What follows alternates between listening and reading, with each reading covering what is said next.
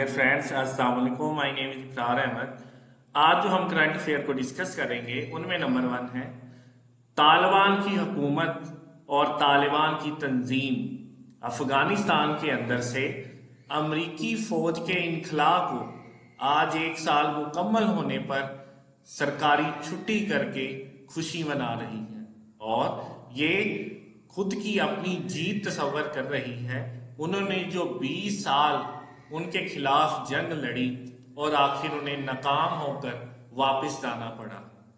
आज ही के दिन 1 साल पहले अमरीकी फौज ने इनखला किया था अफगानिस्तान से। नेक्स्ट, एनडीएमए की रिपोर्ट के मुताबिक गुज़िश्ता 24 घंटों के दौरान तकरीबन 27 अफराद अपनी जान से हाथ धो बैठे और तकरीबन 87 के करीब जख्मी हैं और अब फ्लड और मूनसून की शदीद बारिशों की वजह से तकरीबन 1191 लोग मौत का शिकार हो चुके हैं।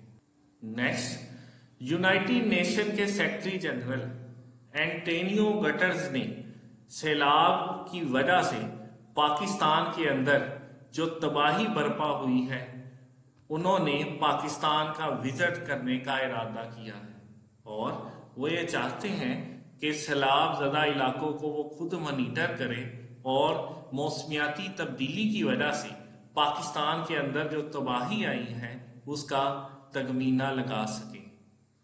यूनाइटेड नेशन की पॉपुलेशन फंड रिपोर्ट के मुताबिक तकरीबन 6,50,000 प्रेग्नेंट वुमेन हैं जो कि सैलाब की वजह से मुतासिर हुई हैं और अब इनकी सेहत खतरे में है।